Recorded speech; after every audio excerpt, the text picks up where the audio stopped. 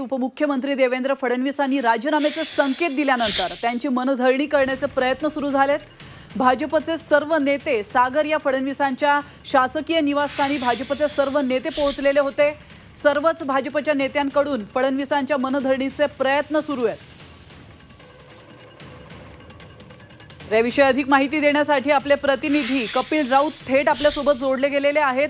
कपिल, आपण पाहतो उपमुख्यमंत्री देवेंद्र फडणवीस यांनी राजीनाम्याचे संकेत दिलेले आहेत आणि त्यानंतर आता त्यांचे जे निवासस्थान आहे सागर बंगला या ठिकाणी काही नेते पोहोचलेले आहेत। काय अधिक माहिती मिळते?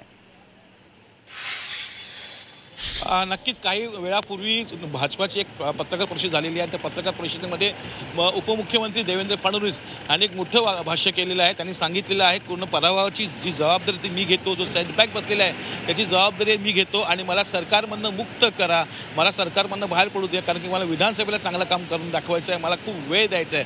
आणि ह्या वाक्यानंतर ते बाहेर पडलेले आहेत पत्रकार परिषदेनंतर आणि ते सागर बंगल्याकडे आलेले आहेत। आणि ह्या माझ्या मागे जो सागर बंगला आहे इथेच आता एक बैठक सुरू आहे। अनेक नेते मंडळी सागर बंगल्याच्या आतमध्ये आहेत। मग आशिष शेलार असतील, बावनकुळे असतील, गिरीश महाजन असतील, प्रसाद लाड असतील, त्याचबरोबर धनंजय मुंडे मंत्री हे स्वतः आता मनधरणी करण्यासाठी म्हणजे उपमुख्यमंत्री देवेंद्र फडणवीस यांची मनधरणी करण्यासाठी इथे पोहोचलेले आहेत। आतमध्ये सर्व नेते बसलेले आहेत, त्यांची समजूत काढतायत का तुमचं नेतृत्व तुम्ही सरकारमध्ये असणं गरजेचं आहे आणि सरकारमध्ये असूनच तुम्ही पक्षाला वाढवा, असंच काही प्रतिक्रिया जी मीडियाला अनेक नेत्यांनी दिलेली आहेत। आणि हीच भावना घेऊन ते आता आतमध्ये गेलेले आहेत आणि आता आपलं मत ते मांडत आहेत देवेंद्र फडणवीसांकडे आणि त्यांची मनधरणी करत आहेत का तुम्ही सरकारमधून बाहेर पडू नका, सरकारमध्ये असूनच भाजपाचं काम करा, पक्षाचं काम करा, कारण येणाऱ्या काळामध्ये आपल्याला खूप काम करायचं आहे। का मोठा सेटबॅक बसलेला लोकसभेमध्ये मोठा पराभव दिसतो महाराष्ट्रामध्ये, त्यामुळे खूप काम करावं लागणार आहे आणि यासाठी सरकारमध्ये मी असणं गरजेचं आहे।